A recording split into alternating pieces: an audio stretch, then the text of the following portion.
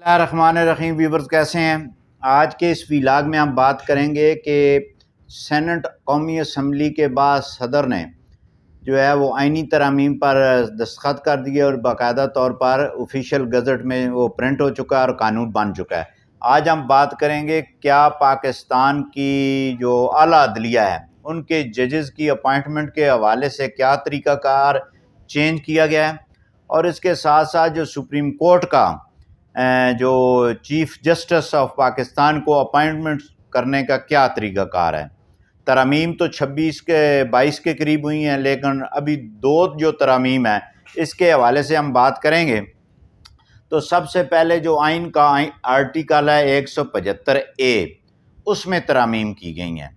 اچھا، اس میں جو ترامیم کی گئی ہیں اس کے مطابق یہ ہے کہ جو چیف جسٹس آف پاکستان ہوں گے، یعنی کہ کسی بھی ہائی کورٹ کے ججز کی ایلیویشن کے لیے، ٹھیک ہے جی، وہ کیا کمیٹی کون سی ہوگی وہ ہم آپ کو بتاتے ہیں کہ chief justice of Pakistan chairman ہوں گے اس کمیٹی کے، 3 سینئر ترین جج سپریم کورٹ کے جو ہیں وہ اس کے ممبر ہوں گے، اور سینئر ترین جج آئینی بینچ کا وہ اس کا ممبر ہوگا، وزیر قانون ممبر ہوگا، اٹارنی جنرل آف پاکستان ممبر ہوں گے، اور پاکستان بار کونسل کے جو وکیل ہوں گے جن کی 15 سال سے زائد پریکٹس ہوگی، جس کو پاکستان بار کونسل 2 سال کے لیے مقرر کرے گی۔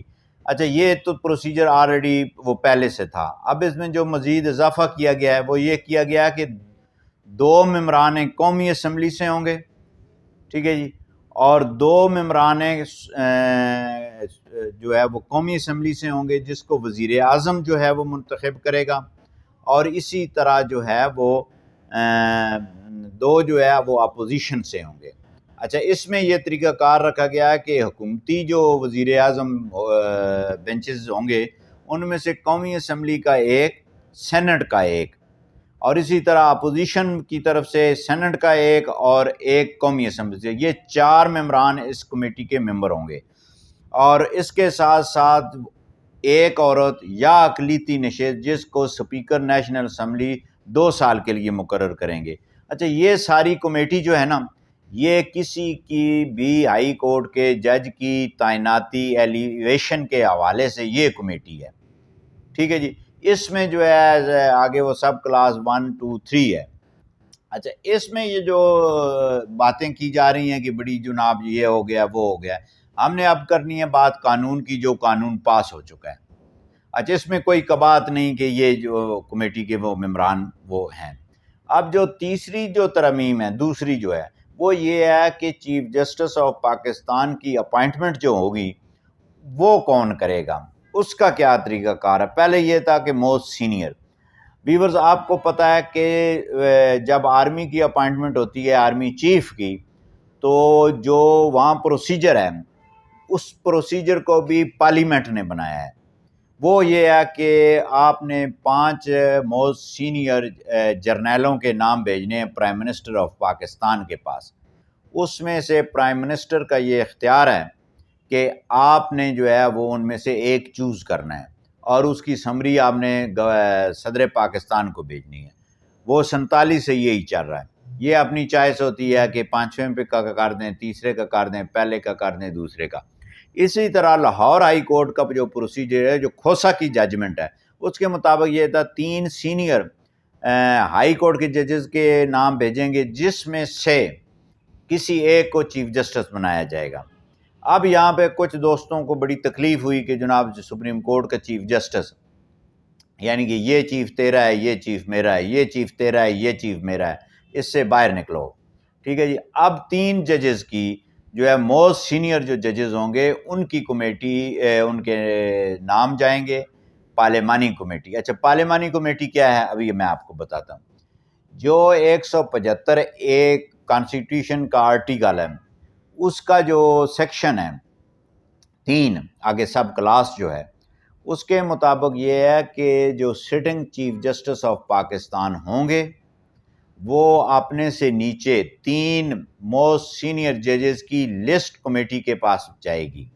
اچھا، پارلیمانی کمیٹی جس کو ایڈ کیا گیا ہے۔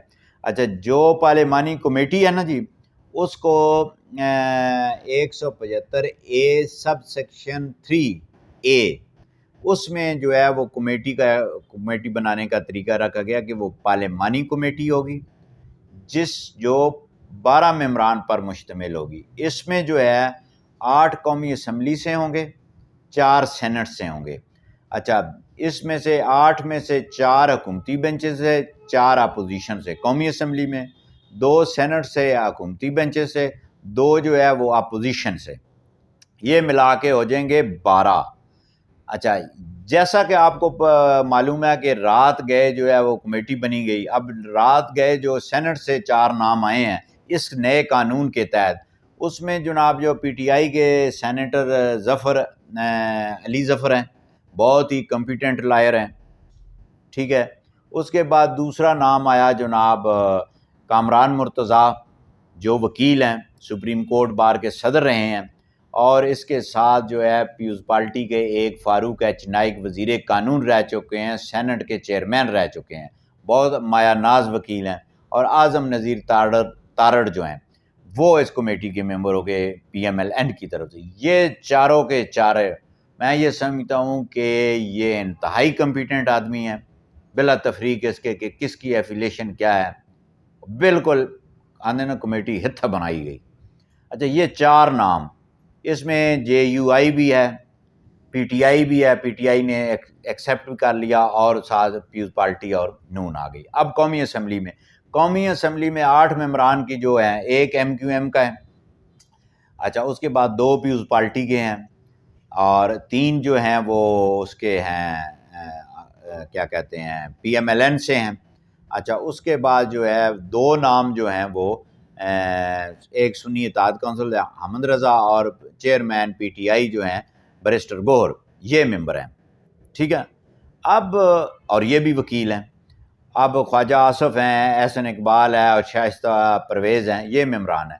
انہوں نے اب آج میٹنگ ہونی ہے جنہوں نے چیف جسٹس کی ریکمنڈیشن کرنی ہے کہ ان 3 موسٹ سینئر میں سے کس کی.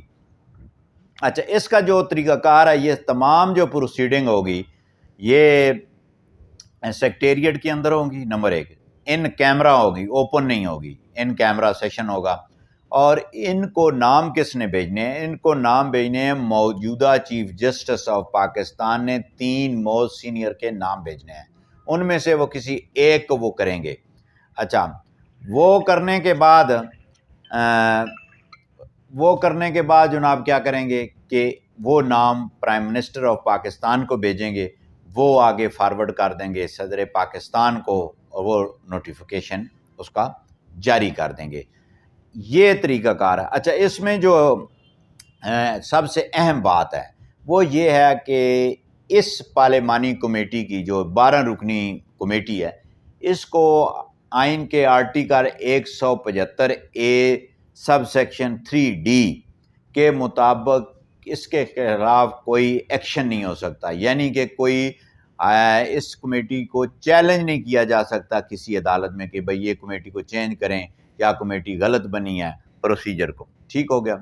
دوسرا، اس کمیٹی کا جو انتہائی اہم پہلو ہے، میں یہ سمجھتا ہوں کہ بہت ہی اہم پہلو ہے.